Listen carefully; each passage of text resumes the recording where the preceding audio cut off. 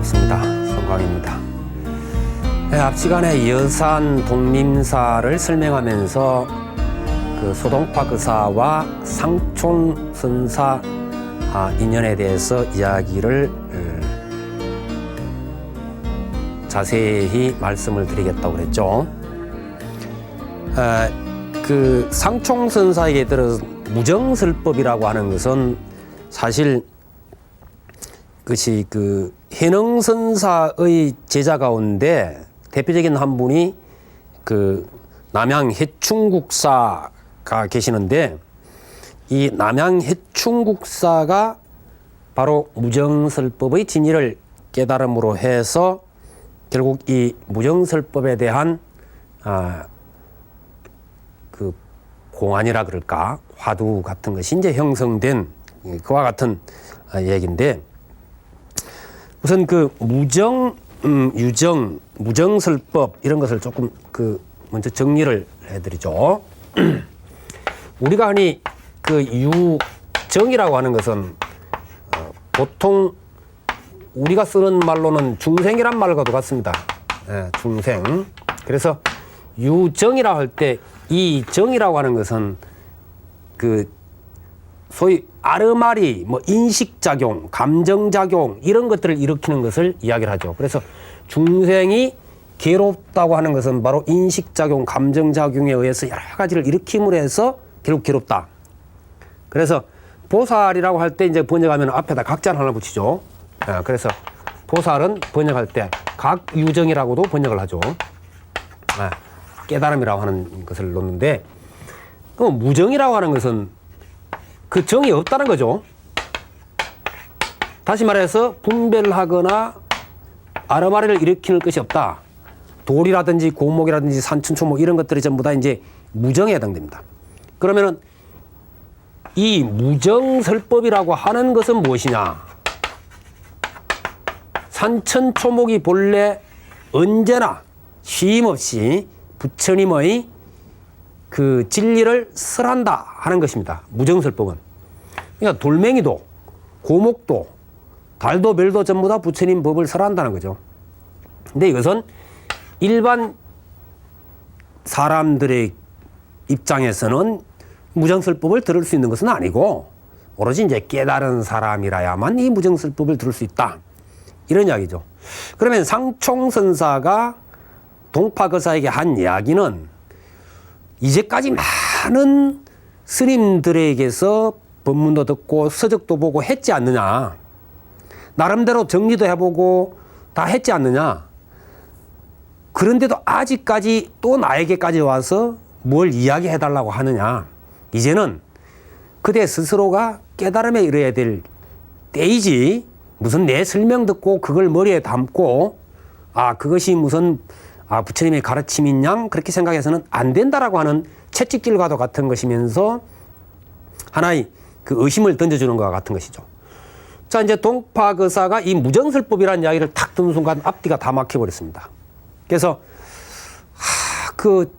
참 독림사에 앉아서 아무리 생각해봐도 이건 뭐 감도 안 잡히고 참 그저 전후좌우가 다 끊어져 버리는 그와 같은 심경이 되니까 할 일 없이 이제 다시 타고 갔던 말을 타고 그 여산을 이렇게 굽이굽이 돌아서 내려오는데, 본디 여산에는 그 크고 작은 폭포가 많습니다. 그래서 계곡마다 이렇게 폭포가 참 많은데, 말 잔등에 타고 내려오면서 말이 어디를 가는지 자기가 말 타고 있는지도 모르고 그냥 무정설법에 빠져 있는 거예요.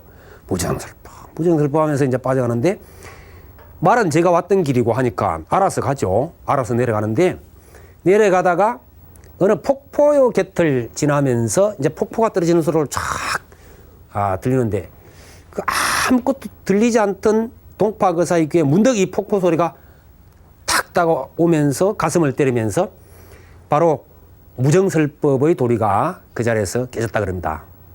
그래서 동파거사가 말에서 내려서 독림사 상총선사 계신 곳을 향해서 이제 큰 절을 올리고 개송을 지어서 다시 독림사로 올라가서 그 개송을 바치니 상총선사가 인가를 했다고 하는 것이죠. 그래서 그 소동파 의사가 깨달음의 경지를 노래한 그 개송이 이제 다음과 같습니다.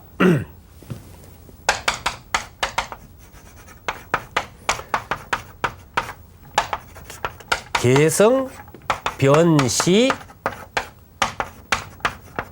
광장설이요.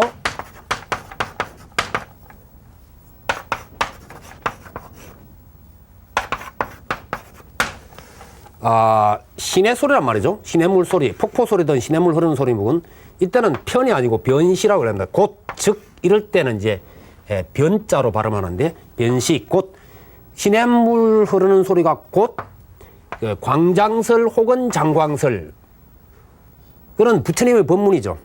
시냇물 소리가 곧 부처님의 설법이요. 산색은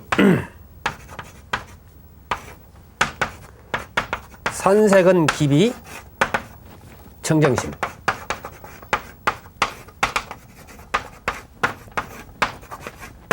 우뚜소선 삼모양은 기비 그러면 어찌 아니겠느냐.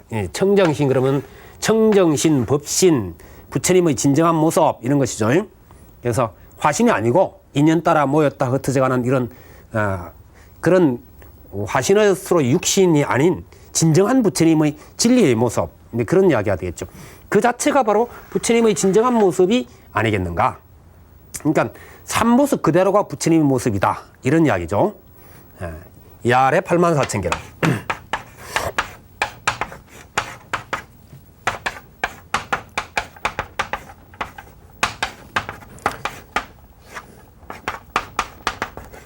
야래라고 하는 말은 이제 보통 이걸 수거로 이야기할 때는 자기야 이래 뭐 이런 뜻이 되는데요.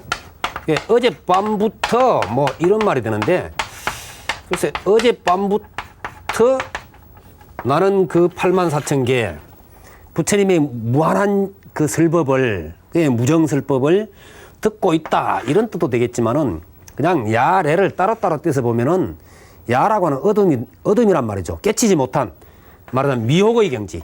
그래서 미혹의 경지가 타파되면서부터 나타나버린 드러나버린 소위 부처님의 진리 참된 진리의 설법 세계 그런 이야기가 되겠죠. 그래서 뭐 지난밤부터 나는 부처님의 무한한 설법을 듣고 있노라 이렇게 해도 뜻은 나중에 가면 결국 통하는 이야기입니다. 그 이야기나 이 이야기나. 그렇지만은 어리석음이 타파되면서 어둠을 깨치고 나타난 부처님의 그 84,000개송 타일여하 다른 날에 어떻게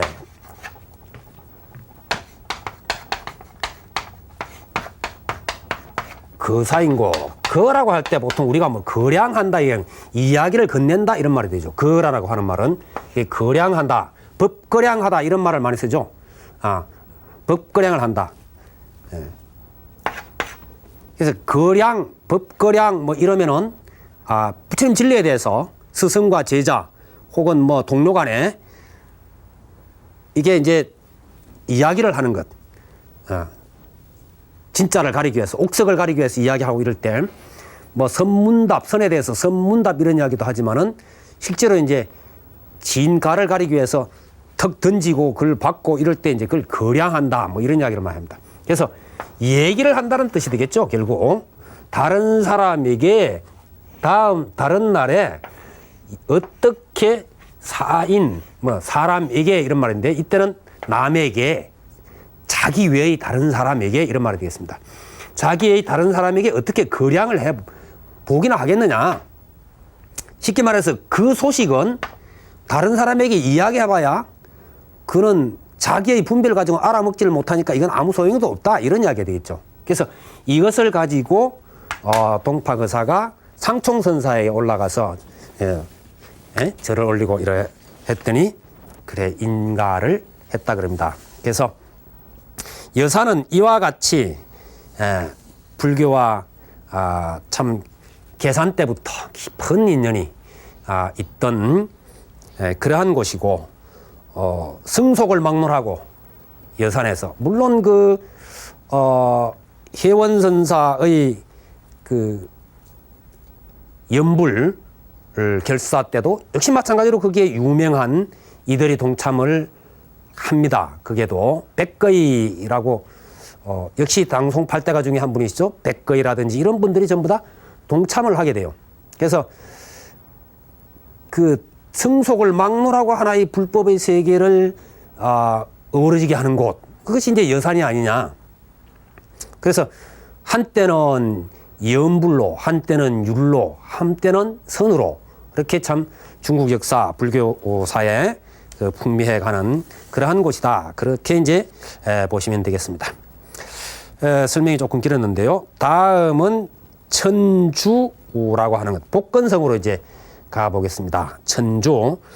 이 천주는 대만의 맞은편, 대만과 마주한 곳이 되겠습니다. 그래서 천주복주라고 하는 곳은 지도상에서 보시면은 여기가 이제 대만이죠. 대만이면 바로 그 맞은편이 됩니다. 아래쪽이 천주가 되고 위가 복주가 됩니다. 그래서 이 부분이 복건성에 해당되는데요. 바로서 이제 앞에 봤던 여산이 여기 있고 여기에서 다시 이쪽으로 왔습니다. 그래서 대만의 건너편, 타이페이 건너편 쪽에 지금 가서 살펴보도록 하겠습니다. 천주에는 개원사라고 하는 절이 있습니다. 이 참 명찰인데요.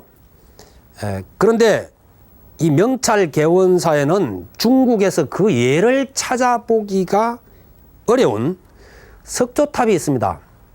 그 뭐 석조탑이 그 예를 찾아보기 어렵겠느냐? 근데 예사의 석조탑이 아니기 때문에 그렇죠. 바로 우리나라에 있는 그냥 석조탑하고도 또 전혀 다른 모습을 보여주고 있습니다. 이거는 송나라 때에 만들어진 석조탑인데 동과 서로 두 기가 있습니다. 그래서 동탑은 진국탑, 서탑은 인수탑 그럽니다. 그 탑 이름을 보게 되면은 나라가 태평하고, 진국탑 그러면 나라가 태평하기를 바라는 것이죠. 인수탑 이런 것은 황제가 어지시고 오래오래 장수하시기를 비는 그런 또 뜻도 같이 곁들여 있습니다. 어지러야 백성들이 전부 다 편하고 그러지 않습니까? 임금이. 그래서 이제 나라 태평, 또 황제가 오래오래 장수하시면서 인자하신 정을 베푸는 그와 같은 것을 염원이 이 탑에 깃들어 있는 것 같습니다. 우선 탑을 한번 보실까요?